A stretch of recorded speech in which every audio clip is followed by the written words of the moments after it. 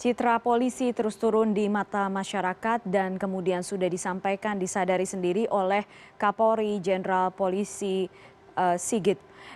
Dan yang terbaru kita tahu adalah ada Jenderal Polisi ditangkap karena terkait dengan kasus narkotika. Kita bahas sore ini sudah bergabung narasumber Sugeng Teguh Santoso, Ketua Indonesia Police Watch. Pak Sugeng, selamat sore. Terima kasih atas waktu Anda. Selamat sore Mbak Putri. Pak Sugeng. Salam sehat. Salam sehat Bapak. Yang terbaru kita tahu kemudian ada penangkapan terhadap Jenderal Polisi, tidak hanya kepada Jenderal Polisi saja, tapi juga kepada beberapa orang dengan tingkat jabatan di bawahnya, tapi sama semuanya berkaitan dengan penyalahgunaan kekuasaan dan juga penjualan barang bukti. Pak Sugeng, IPW sempat beberapa kali memang mengatakan ada dugaan-dugaan seperti ini. Anda melihat ini sekarang menjadi bukti nyata dari dugaan-dugaan yang selama ini disampaikan oleh IPW? Betul ya Mbak Putri. Jadi postur daripada kejahatan narkoba ya ini adalah postur yang terorganisasi. Karena itu pengungkapan tertangkapnya satu orang itu pasti akan berantai kepada satu jaringan. Nah, masalahnya jaringannya bisa diungkap atau tidak. Nah, dalam kasus saat ini Polri di tengah keterpurukannya sadar ya. Ini ada menyangkut tentang polisi bintang 2. Yeah. Menurut saya langkah yang tepat pengembangan dari pemeriksaan oleh Kapolda Metro Jaya, kemudian tersangkutlah Irjen PM ya ditangkap. Ini bukan tanpa risiko ya. Orang akan langsung dalam tanda kutip mengkritik dan menyatakan polisi brengsek. Ya, tetapi harus dibaca bahwa penangkapan ini justru dilakukan oleh polisi sebagai upaya untuk memulihkan kepercayaan publik. Ya, jadi seperti itu, Mbak. Oleh karena itu pengungkapan terhadap TM ini tidak boleh berhenti seperti di sini, harus juga diungkap adanya potensi jaringan-jaringan lain. Seperti itu. Oke, Pak Sugeng, kita tahu kemudian hari ini Presiden memanggil sekitar 600 polisi mulai dari Kapolres, Kapolda dan juga pejabat tinggi Mabes Polri. Kalau pertama saya ingin tanya dulu pendapat Anda dengan beberapa syarat yang diajukan oleh Presiden Jokowi. Apakah IPW melihat itu adalah simbol-simbol khusus dari Presiden Jokowi? Jadi tongkat komando ditanggalkan, topi tidak boleh dibawa dan lain sebagainya. Ya, Pak Jokowi ini kan seorang Jawa ya. Orang Jawa yang lekat dengan kultur Jawa itu akan melakukan pendekatan simbol-simbol. Dengan tidak boleh dibawanya tongkat, ya, Pak Jokowi sebagai dalam konstitusi kita, Presiden sebagai Panglima tertinggi TNI dan Polri mau menyatakan semuanya dianggap sama, ya, mau perwira tinggi, mau perwira menengah, perwira pertama. Pak Jokowi sedang memberikan arahan kepada anggota Polri terkait situasi yang memang buruk belakangan ini setelah kasus FS, Kanjuruhan, ya itu Pak Jokowi memberikan arahan. Itu menurut saya positif.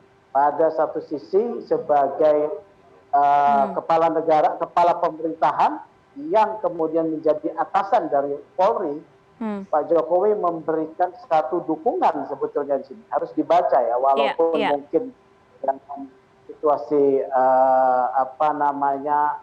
kecewa, tetapi tetap memberikan dukungan dengan memberikan arahan dan perkuatan serta mengingatkan tugas-tugas. Seperti itu. Sampai harus memanggil semuanya, diarahkan betul-betul secara personal gitu ya. Jadi memanggil semuanya dan ini merupakan pertama kalinya. Anda lihat sebenarnya apa yang saat ini betul-betul menjadi concern oleh pemerintah? Presiden ingin bahwa pesannya itu sampai secara personal kepada yang terendah yaitu Kapolres.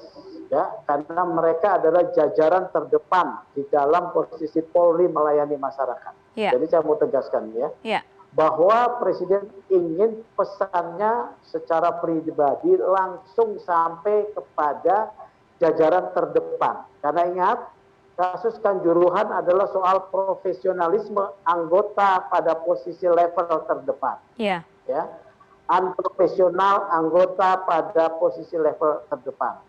Karena itu pesan Pak Jokowi mengundang sampai pada level Kapolres, itu arahnya. Bahwa mereka harus sungguh-sungguh yang di pos terdepan memberikan layanan profesional yang terbaik.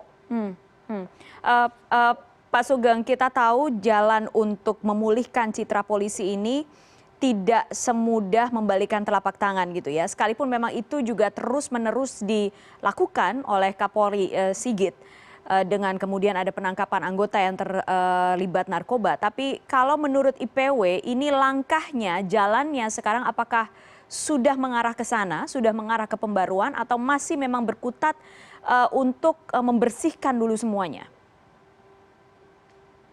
Dua catatannya. Pertama, langkah ini harus konsisten dilakukan, ya. Walaupun mungkin akan menimbulkan satu reaksi di tengah masyarakat yang menyatakan bahwa polisi itu bermasalah, itu harus menjadi risiko yang harus siap diterima. Itu konsistensi, ya. Yang kedua, jangan ada saling melindungi, ya. Jangan ada saling melindungi. Apalagi misalnya di antara perwira tinggi, ya, jangan ada saling melindungi. Karena di antara perwira tinggi, mereka saling tahu juga, istilahnya borok-boroknya satu sama lain, ya. Nah, ini tidak boleh saling melindungi. Kalau ingin memang membersihkan tubuh Polri, semuanya harus konsisten ditegakkan. Memang akan ada komplikasi-komplikasi sesaat, ya, seperti orang sakit yang dioperasi itu sakit, ya. Tetapi harus dilakukan konsisten. Model penegakan seperti yang dilakukan oleh Kapolri saat ini dari hasil pengembangan, penyelidikan dan penyidikan oleh Polda Metro Jaya terhadap jaringan narkoba yang mengarah kepada Irjen Polisi Teddy Minahasa. Ini mengagetkan, bintang 2, ya. Ya, bintang 2. Oke, Pak Sugeng, pembersihan ini bagaimanapun juga pasti tentu akan mengganggu ketentraman internal ya, atau koordinasi situasi di internal Polri. Seberapa besar kira-kira dampaknya yang Anda prediksi? Jadi pasti akan tergoncang. Kasus FS terutama, ya, dampaknya itu cukup besar. Ada 3 perwira tinggi.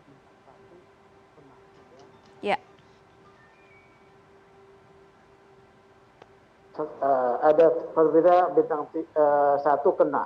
Menurut saya ini kembali kepada kepemimpinan Pak Kapolri. Tidak perlu ragu guncangan-guncangan terjadi karena badai itu pasti akan sementara membuat kacau, ya. Badai itu pasti sementara membuat kacau, tetapi harus dilakukan menghadapi badai itu, ya. Kemudian melakukan penindakan tanpa pandang bulu seperti janji Pak Kapolri.